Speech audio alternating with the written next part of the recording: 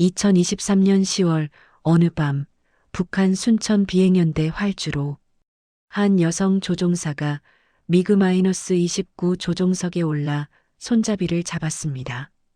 손이 떨렸습니다. 야간 단독 비행 명령을 받은 그녀는 이것이 마지막 기회가 될 수도 있다는 걸 알고 있었습니다. 활주로 불빛이 점점 멀어지고 무전기에서는 다급한 목소리가 울려 퍼졌습니다. 여러분의 구독과 좋아요가 이런 진실을 세상에 알리는 힘이 됩니다. 저는 북한에서 전투기를 몰던 여자입니다. 여러분, 믿기 어려우시죠? 저도 가끔 제 인생이 믿기지 않을 때가 있어요. 평양 만경대구역 광복동, 그 작은 아파트에서 태어난 제가 어떻게 전투기 조종사가 됐는지, 또 어떻게 여기 남한 땅까지 오게 됐는지 말이에요. 그 모든 것은 이렇게 시작되었습니다. 저희 아버지는 순안공항에서 비행기 정비하시는 분이셨어요. 어릴 때부터 아버지 손잡고 공항에 따라가면 하늘로 날아오르는 비행기들이 그렇게 신기할 수가 없었습니다. 은희야, 저 비행기 안에 사람이 타고 있단다. 아버지가 그러시면 저는 입을 쩍 벌리고 하늘만 바라봤어요. 어머니는 군병원 간호사셨는데 늘 피곤한 얼굴로 집에 들어오셨지만 저한테만은 따뜻하게 웃어주셨습니다. 우리 딸, 오늘 학교에서 뭐 배웠니? 그 목소리가 아직도 귀에 생생해요. 2010년 22살에 김책공군대학을 졸업하고 순천 비행연대에 배치됐을 때 저는 정말 하늘을 나는 기분이었습니다. 여자로서 전투기 조종사가 된다는 건 북한에서는 정말 드문 일이거든요. 100명 중에 한두 명이나 될까요? 부대에서 저를 당에서 믿는 핵심 조종사라고 불렀을 때 그 자부심이란 이루 말할 수가 없었어요. 미그-29 전투기 들어보셨나요? 소련에서 만든 전투기인데 북한 공군의 자랑이라고들 했습니다. 제가 그 조종석에 앉아 하늘로 치솟을 때면 온 세상이 제 발 아래 있는 것 같았어요. 그런데 말이죠, 여러분. 하늘에서 내려다보면 다 보입니다. 평양 시내의 번쩍이는 건물들, 그 뒤에 숨은 허름한 판잣집들, 군부대 창고에 쌓인 식량, 그걸 바라보며 굶주리는 병사들. 저는 하늘 위에서 그런 것들을 봤어요. 처음엔 아무 생각 없었습니다. 원래 그런 거라고, 당에서 다 이유가 있어서 그러시는 거라고 믿었으니까요. 그해 가을이었어요. 저보다 3년 먼저 들어온 리정숙 선배가 있었는데 어느 날 갑자기 부대에서 사라졌습니다. 아무도 그 선배 이야기를 안 하더라고요. 제가 리정숙 선배 어디 갔어요? 물었더니 다들 고개를 돌리는 거예요. 그날 밤 저는 처음으로 이상한 기분이 들었습니다. 뭔가 잘못됐다는 느낌, 그게 뭔지는 몰랐지만 가슴 한구석이 싸늘해지는 그런 느낌이요. 하지만 그때 저는 몰랐습니다. 그 작은 의문이 제 인생을 송두리째 바꿔놓을 줄은요. 리정숙 선배가 사라진 뒤로 부대 분위기가 달라졌습니다. 여러분도 아시다시피 군대라는 곳이 원래 빡빡하잖아요. 그런데 그때부터는 뭔가 달랐어요. 숨이 막히는 것 같았달까요? 마치 온 부대가 숨을 죽이고 있는 느낌이었습니다. 제일 먼저 이상했던 건 비행 훈련이었어요. 저는 일주일에 서너 번은 하늘에 떴거든요. 그게 조종사의 일상이니까요.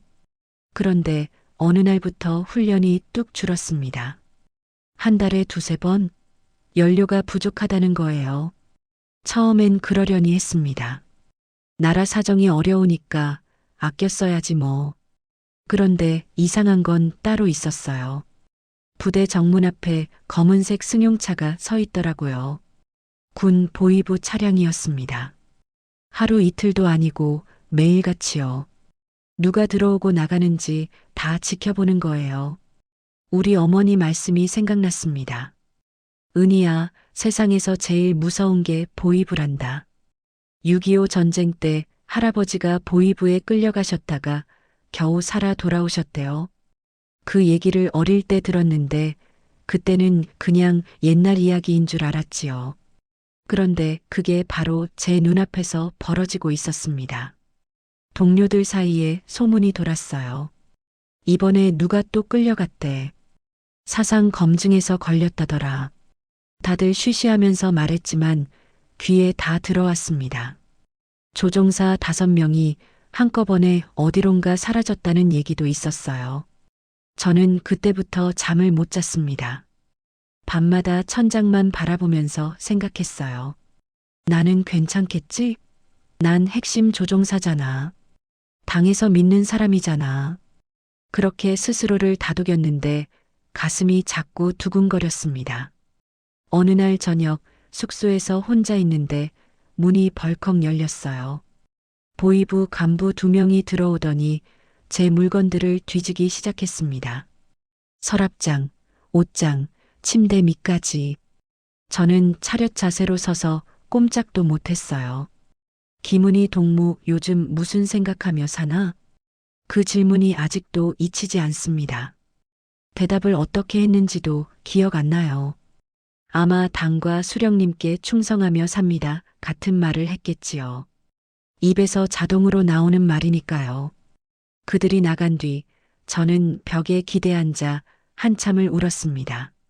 그때 처음으로 깨달았어요. 아, 나도 표적이 되고 있구나. 언제 끌려갈지 모르는 거구나. 무서웠습니다. 정말 무서웠어요. 그 일이 있고 며칠 뒤였습니다. 부대장실에 서류를 가져다 드리러 갔는데 마침 부대장님이 자리를 비우셨어요. 책상 위에 서류철이 펼쳐져 있었는데 저도 모르게 눈이 갔습니다. 평소 같으면 절대 안 봤을 거예요. 그런데 그날따라 왜 그랬는지 제 눈이 거기 꽂혔어요. 조종사 교체 대상 명단. 심장이 멎는 줄 알았습니다. 명단 3번째 줄에 제 이름이 적혀 있었거든요. 김은희, 대위, 사상 검증 미음. 그 옆에 빨간 글씨로 처리대기라고 쓰여 있었어요. 처리대기. 그게 무슨 뜻인지 저는 너무 잘 알았습니다. 리정숙 선배도 사라진 동료들도 다 그렇게 처리된 거예요. 다리가 후들후들 떨렸습니다. 서류를 책상에 올려놓고 나오는데 복도가 빙빙 도는 것 같았어요. 어떻게 숙소까지 돌아왔는지 기억도 안 납니다. 밤새 생각했습니다. 사상 검증 미음? 내가 뭘 잘못했지? 그때 떠오른 게 있었어요. 몇 달 전에 중국에서 몰래 들어온 USB를 본 적이 있거든요. 동료가 보여줬는데 거기에 남한 드라마가 들어 있었습니다. 별에서 온 그대라는 건데 한 회만 슬쩍 봤어요. 솔직히 재미있었습니다. 남한 사람들이 저렇게 사는구나. 신기하더라고요. 그게 문제였던 거예요. 누군가 고발한 거지요. 여러분, 북한에서는 그게 죽을 죄입니다. 남한 영상물 시청은 최고 사형까지 받을 수 있어요. 드라마 한 편 봤다고 사람 목숨이 왔다 갔다 하는 거예요. 말이 됩니까? 며칠 뒤 불시 사상 검증 조사가 시작됐습니다.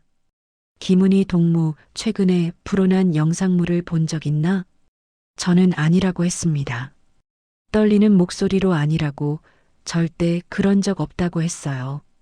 조사관 눈이 차가웠습니다. 믿지 않는 눈이었어요. 조사가 끝나고 숙소로 돌아오는 길 하늘을 올려다봤습니다. 제가 그렇게 사랑하던 하늘이 그날따라 무섭게 느껴졌어요. 이대로는 죽는다. 그 생각이 머릿속을 떠나지 않았습니다. 사상검증 조사 이후 저는 거의 미쳐가고 있었습니다. 잠을 못 자니까 눈이 퀭해지고 밥맛도 없고 온종일 멍하니 있었어요. 동료들도 저를 피했습니다. 당연하지요. 저랑 가까이 있다가 같이 끌려갈 수 있으니까요. 그러던 어느 날 어머니한테서 연락이 왔습니다. 은희야, 오늘 집에 손님이 다녀갔다. 어머니 목소리가 떨리고 있었어요.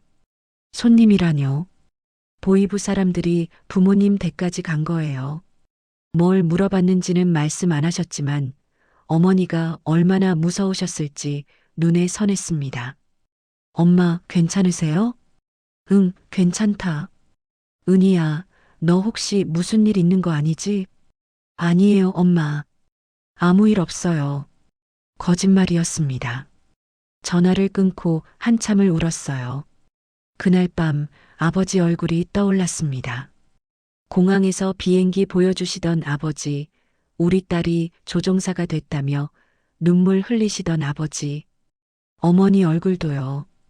군 병원에서 밤새 일하고 지친 얼굴로 들어오시면서도 저한테는 꼭 웃어주시던 어머니. 내가 잡혀가면 부모님도 끝이다. 북한에서는 연좌제가 있거든요. 저 하나 잘못되면 온 가족이 끌려갑니다. 정치범 수용소에서 평생을 보내는 거예요. 그때 이상한 생각이 들었습니다. 내가 도망치면 어떻게 될까? 처음엔 미친 생각이라고 치웠어요. 전투기 조종사가 탈북한다고? 그게 말이 됩니까? 그런데 생각이 자꾸 꼬리를 물었습니다. 잡혀서 죽으나 도망치다 죽으나 매한가지 아닌가.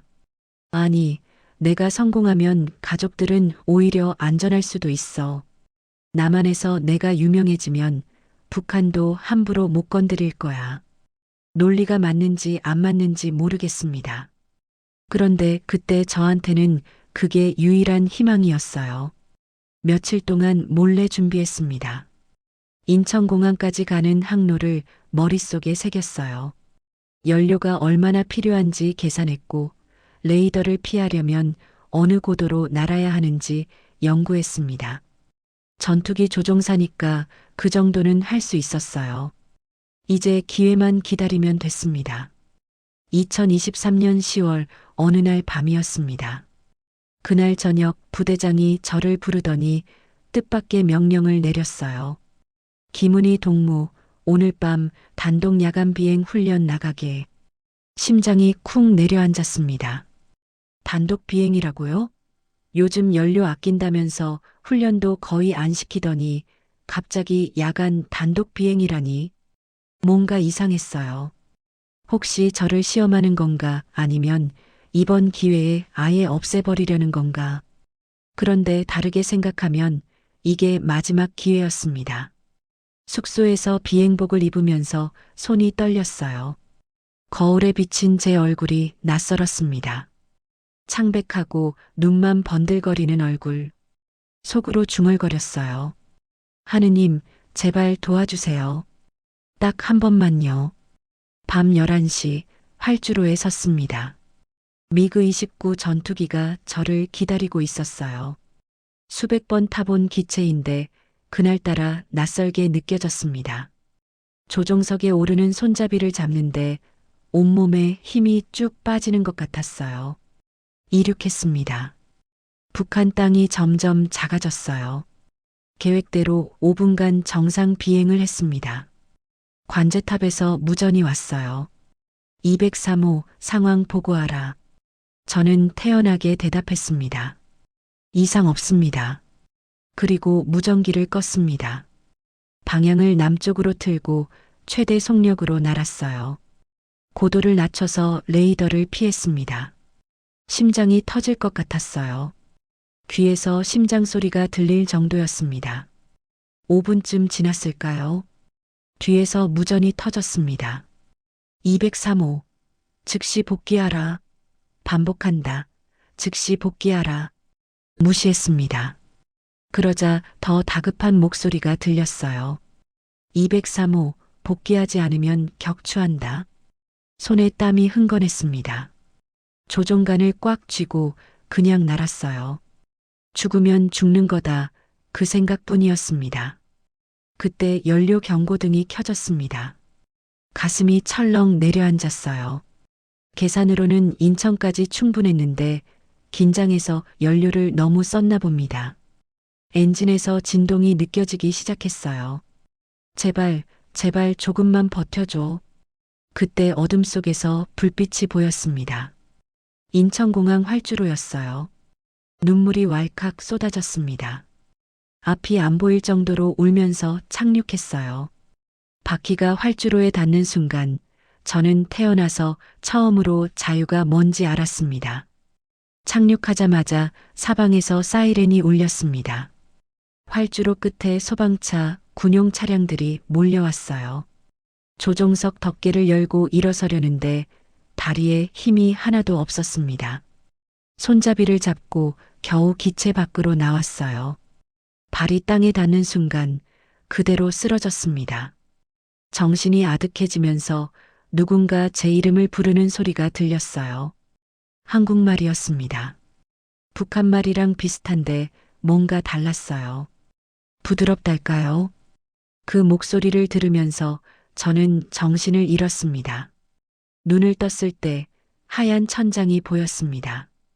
병원이었어요. 링거가 팔에 꽂혀 있고 옆에 간호사가 앉아 있었습니다. 깨어나셨네요. 그 한마디에 눈물이 났어요. 여기가 정말 나만이구나. 내가 살았구나. 의사 선생님이 오셔서 설명해 주셨습니다. 고공비행 후유증의 심한 탈수, 거기다 극도의 스트레스로 몸이 완전히 지쳐 있었대요. 며칠은 꼼짝 말고 쉬어야 한다고 하셨습니다. 그런데 쉴 수가 없었어요. 정신이 돌아오자마자 제가 처음 한 말이 있습니다. 북한에서 곧 큰일이 일어납니다. 의사 선생님 표정이 굳어졌어요. 잠시 뒤 양복 입은 사람들이 병실에 들어왔습니다. 국정원 사람들이었어요. 그분들이 저한테 여러 가지를 물었는데 저는 알고 있는 걸 다 말씀드렸습니다. 북한 공군 내부가 무너지고 있다는 것, 연료 부족으로 비행 훈련도 제대로 못한다는 것, 조종사들이 하나둘씩 숙청당하고 있다는 것, 김정은이 공군을 믿지 못해서 대대적인 정리를 하고 있다는 것. 제가 말할 때마다 그분들 얼굴이 심각해졌어요. 이 정도 정보를 가진 사람이 탈북한 건 처음입니다. 그 말을 듣고 저는 오히려 무서웠습니다. 제가 알고 있는 게 많으면 많을수록 북한에 남은 가족들이 위험해지니까요. 저희 부모님은요? 부모님 괜찮을까요? 아무도 대답을 못했습니다. 그 침묵이 저한테는 천근만근으로 느껴졌어요. 병실 창밖으로 서울 불빛이 반짝였습니다. 그렇게 환하고 아름다운 야경인데 저는 울고만 있었습니다. 자유를 얻었는데 왜 이렇게 마음이 무거운 건지 그때는 몰랐어요. 병원에서 일주일쯤 지났을 때 본격적인 조사가 시작됐습니다. 국정원 분들이 매일 오셨어요.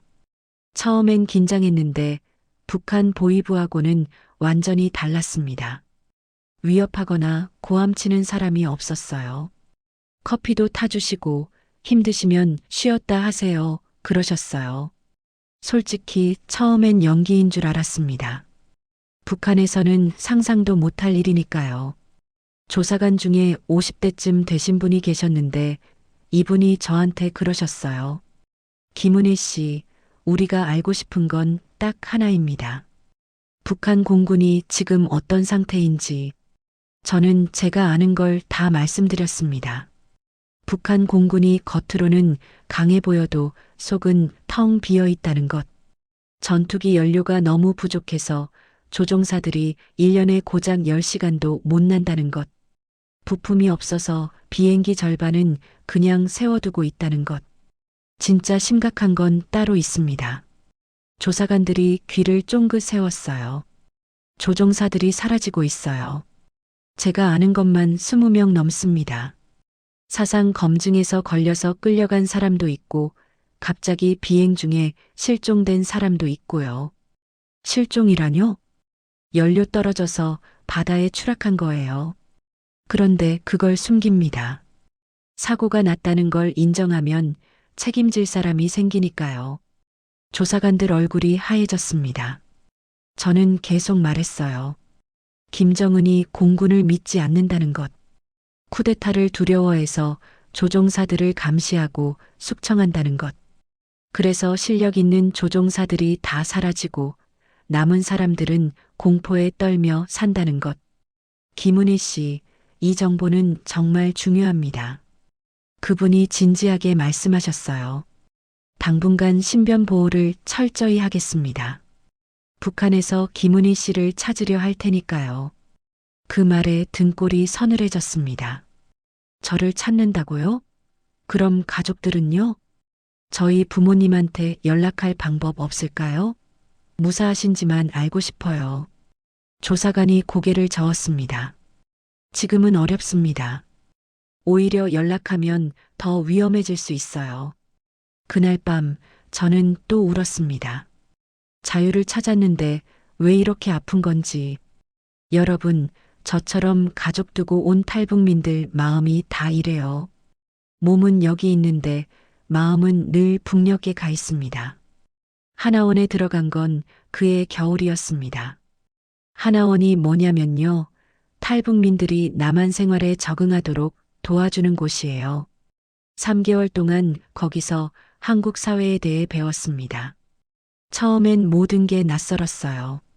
제일 충격받은 건 마트였습니다.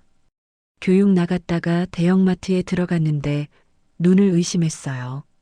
과자, 라면, 고기, 과일 물건이 천장까지 쌓여 있는 거예요. 북한에서는 상상도 못할 일입니다. 저도 모르게 눈물이 났어요. 아, 세상에 이런 곳이 있구나. 편의점도 신기했습니다. 24시간 문을 연다고요? 밤에 배고프면 언제든 가서 살 수 있다고요? 북한에서는 한밤중에 굶어도 어디 갈 데가 없거든요. 말투 때문에 고생도 했어요. 저는 동무라고 하는데 여기선 친구라고 하잖아요. 세수비누가 아니라 비누고 살림집이 아니라 아파트고요.